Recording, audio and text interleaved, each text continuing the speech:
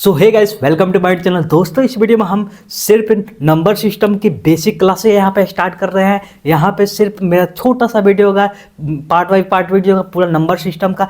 आपको यहाँ पे पूरा एक मैं प्लेलिस्ट बना देंगे, आप प्लेलिस्ट जाके पूरा चेकआउट कर सकते हैं। वहाँ पे काफ़ी आपको समझ में आएगा। सब जीरो लेवल से स्टार्ट कर रहे हैं नंबर सिस्टम के। तो यहाँ पे सबसे पहले आपको समझना है नंबर सिस्टम। नंबर सिस्टम यानी संख्याओं का वर्गीकरण आपको यहाँ पर समझ लेना है। एक दो पार्ट आएगा सही पे, आपको बेसिक लेवल पर, उस पर स्टैंडर्ड लेवल पर आप कुछ इंपॉर्टेंट क्वेश्चन भी करेंगे। जैसे कुछ इस प्रकार से, क्या आप बता सकते हैं कि रूट 75/√3 क्या इरेशनल नंबर है, यानी कि अपरिमेय संख्या है या नहीं? आप बता सकते हैं। अगर जानते हैं तो कमेंट कीजिए कि यस या नो। अगर नहीं जानते हैं तब भी बताएंगे, और जानते हैं तब भी आपको और बढ़िया से समझाएंगे। चलिए, सबसे पहले हम समझ लेते हैं नंबर सिस्टम के वर्गीकरण के। तो यहाँ पे नंबर सिस्टम के मेन हेड हो जाता है कॉम्प्लेक्स नंबर, यानी कि जितना भी आपको यहाँ पे सबसे पहले नंबर सिस्टम आप पढ़ते हैं तो उसमें का सबसे मेन मुखिया होता है कॉम्प्लेक्स नंबर। कॉम्प्लेक्स नंबर यानी कि समिश्र संख्या, और इसी का ये दोनों बेटा है। किसका? कॉम्प्लेक्स नंबर का ये दोनों बेटे हैं। ठीक है, आपको यहाँ पे ध्यान देना है। रियल नंबर किसका बेटा है? तो कॉम्प्लेक्स नंबर का। इमेजिनरी नंबर किसका बेटा है? तो कॉम्प्लेक्स नंबर का। इमेजिनरी नंबर यानी कि काल्पनिक संख्या। ठीक है, और यहाँ पर रियल नंबर यानी वास्तविक संख्या।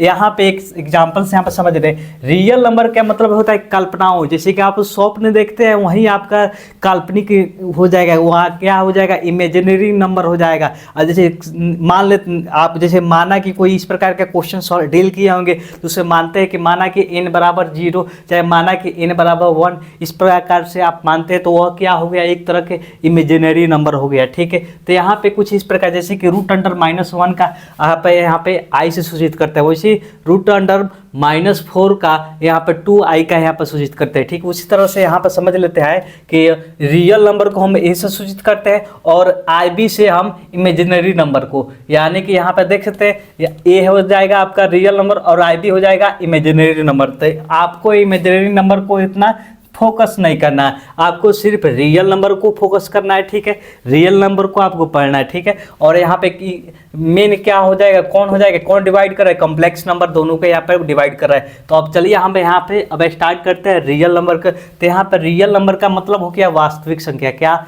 वास्तविक संख्या। और यहाँ पे रियल नंबर आगे चल के दो भागों में बांट जाता है। उसके बाद से एक होता है रेशनल नंबर और एक होता है इरेशनल नंबर। यहाँ पे ध्यान से, एक होता है रेशनल नंबर, एक होता है इरेशनल नंबर। रेशनल नंबर का मतलब होता है परिमेय संख्या और इरेशनल नंबर का मतलब होता है अपरिमेय संख्या।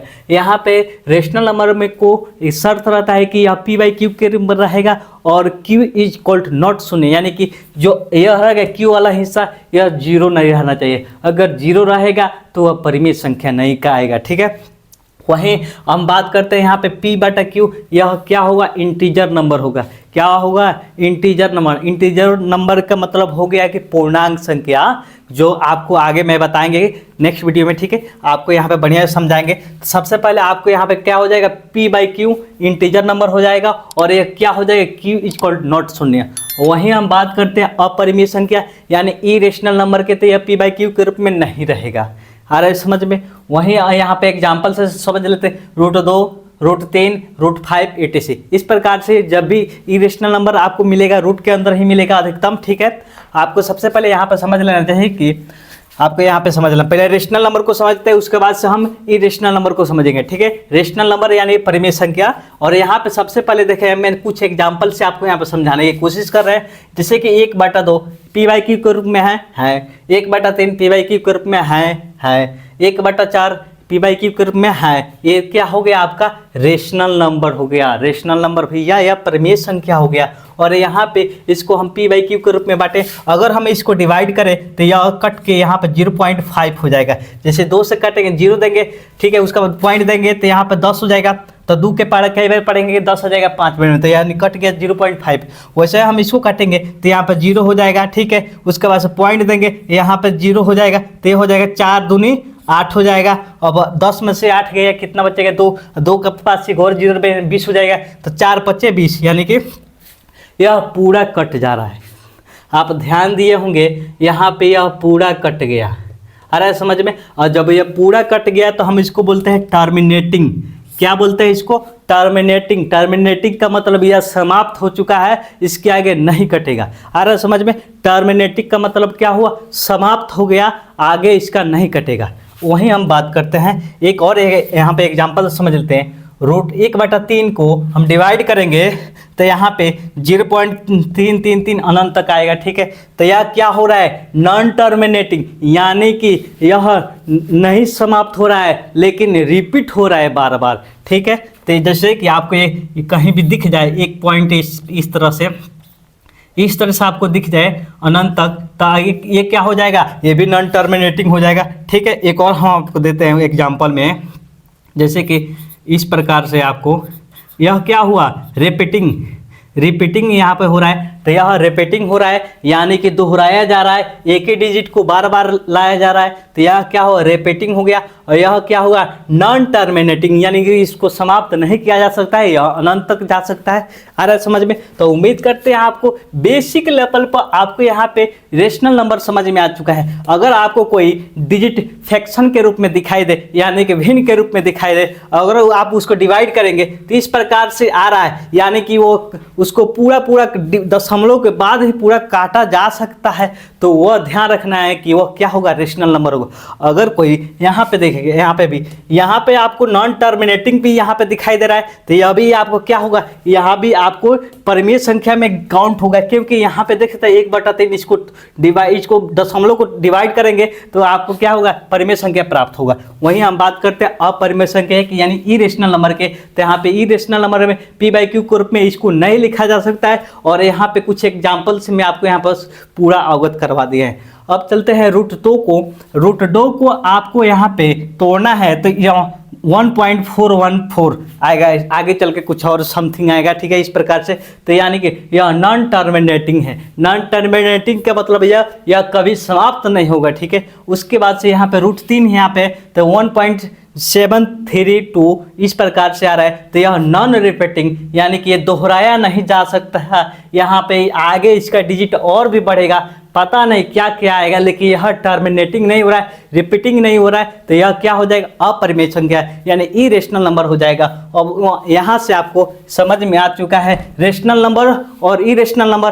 फिर से एक और बढ़िया समझिए, जैसे कि रेशनल नंबर में आ जाएगा, आपको टर्मिनेटिंग कर जा रहा है तो रेशनल नंबर में चला आएगा, और नॉन टर्मिनेटिंग, नॉन रिपीटिंग, तो वो आपको क्या हो जाएगा, वो आप एक तरह की अपरिमेय संख्या काउंट होगा, ठीक है।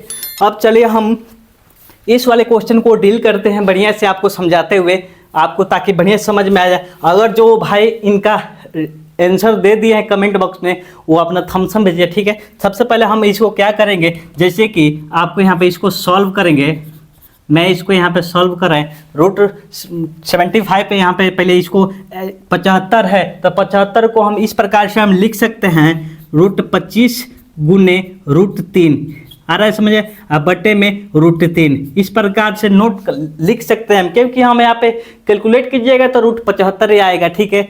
आ रहा है समझ में। तो हम क्या करेंगे, √3 से √3 काट सकते हैं कि नहीं। उसके बाद से यहाँ पे बचा √25 का परफेक्ट स्क्वायर क्या हो जाए, 5 होगा। अब 5 का नीचे क्या छुपा है, 1, तो यह p/q के रूप में है कि नहीं, तो यह क्या हो जाएगा, रेशनल नंबर हो जाएगा।